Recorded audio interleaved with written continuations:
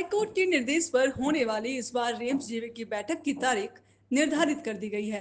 13 सितंबर को यह बैठक होगी। रिटायर्ड जज ने खुद तारीख तय कर सुबह 10:30 बजे से बैठक शुरू करने का निर्देश दिया है। इस बीच रिम्स की ओर से बैठक को लेकर तैयारियां पूरी कर ली गई हैं। एजेंडा फाइनल कर परिषद के चेयरमैन सह स्वास्थ्य मंत्री को भेज दिया गया है। इस बैठक में किन मुद्दों पर चर्चा होगी, सुनिए निदेशक डॉक्टर राजकुमार ने क्या जानकारी दी। रिम्स का डिटेल एजेंडा टेबल सहित भेज दिया है सोमवार को भी। हमने 2 पार्ट में जीबी का एजेंडा तैयार किया है।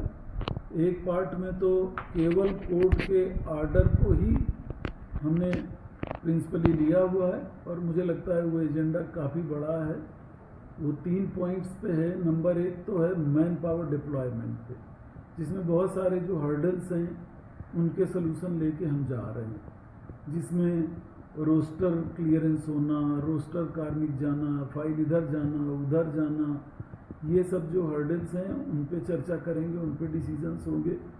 और सभी तरह के man power including senior doctors, faculty members, residents, nurses और C और D ग्रेड के भी अपॉइंटमेंट्स हैं। उसमें कुछ एक के रूल्स भी नहीं बने हैं तो उनको कहाँ से अडॉप्ट करना है वो भी एजेंडा लेके जाते हैं। जैसे क्लरिकल में कोई रूल्स नहीं बने हुए अपॉइंटमेंट्स के, तो झारखंड सरकार के जो हैं वो अडॉप्ट करने के लिए ले जा रहे हैं।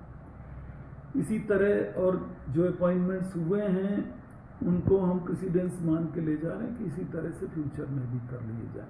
कुछ अपॉइंटमेंट्स में प्रॉब्लम्स हैं, उसमें तमाम सिफारिशें और ये सब होती हैं, अनएम्प्लॉयमेंट बहुत है, तो उसको हम लेके जा रहे हैं कि सारा का सारा ऑब्जेक्टिव हो, मतलब सोचने पे रह ही न जाए किसी के लिए कुछ। इसी तरह इंफ्रास्ट्रक्चर डेवलपमेंट में बहुत सारा परचेज हम टेंडर करके, तो टेंडर प्रोसेस डिफ़िकल्ट है और टाइम टेकिंग है। आप जानते हैं टेंडर के लिए कोई डेडिकेटेड टीम तो है नहीं रिम्स में, तो उसके बाद भी हमने टेंडर किए हुए हैं। अब या तो कुछ चीज़ों का SFC से अप्रूवल नहीं है, कुछ चीज़ों का टेंडर की वैलिडिटी ख़त्म हो गई है, कुछ चीज़ों की इसलिए ख़त्म हो गई है कि बजट लैप्स हो गया है, जैसे 2023-24 का था वो लैप्स हो गया। तो ऐसी जो विसंगतियाँ हैं उसको भी हम लेके जा रहे हैं कि जो हम टेंडर कर चुके हैं उनको किसी तरह, अगर वो कंपनी सप्लाई कर देती है, अगर वो लॉस पे नहीं है और टेंडर की अगर वैलिडिटी का कोई रूल मिल जाता है, जीवी से अप्रूवल हो जाता है, तो वो भी सामान हम खरीद सकें।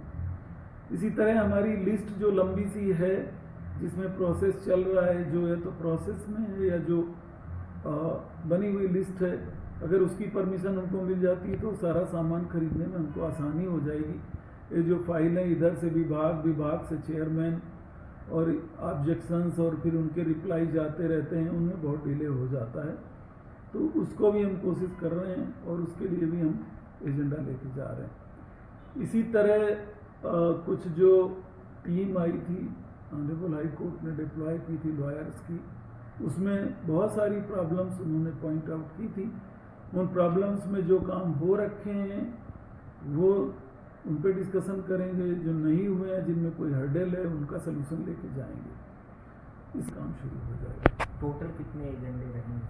करीब 24-25 एजेंडा हो जाएंगे और ये थोड़ा डिटेल्ड जीबी है।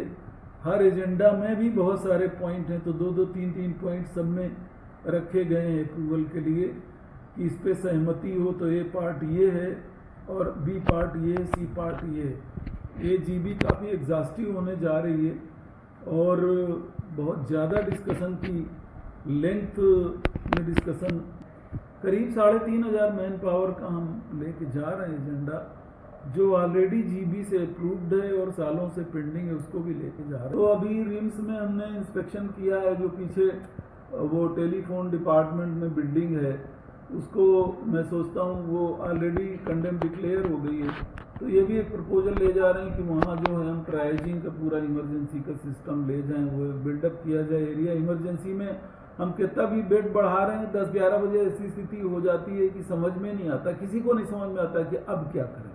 और वहाँ आप लोग भी बताते रहते हो, एकदम क्योस हो जाता है, ट्रॉली पे बेड पे पेशेंट पड़े रहते हैं, 2 पेशेंट वेट करते रहते हैं, आप लोग भी लिखते रहते हो, हमें भी पता है, लेकिन हम कुछ कर नहीं पा रहे हैं।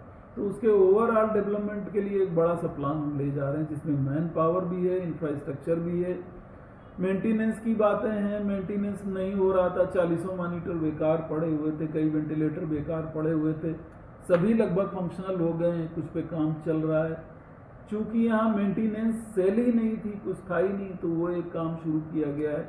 अभी बहुत सारा इक्विपमेंट जो चल सकता था, जो सुधारने लायक था, कई अभी पार्ट इंपोर्ट हो रहे हैं, कोई जर्मनी से आ रहा है, कोई अमेरिका से आ रहा है, पर बहुत सारे मशीनें जैसे इमरजेंसी के मॉनिटर आप लोगों ने देखे 2 साल से चल ही नहीं रहे, तो उसको एक मॉनिटरिंग सेल बना के, कमेटी बना के, कंप्यूटर पे डाल के उसका एक सिस्टम डेवलप करके अभी वो सारे के सारे फंक्शनल हैं, ऐसा हमको रिपोर्ट मिली हुई है। तो इस की बार एक हमने बर्निंग प्रॉब्लम को टच जितना कर सकते हैं उतना किया है, लेकिन हमने सिस्टम्स को सुधारने की, उनको ट्रैक पे लाने की एक कोशिश की है रिम्स ने।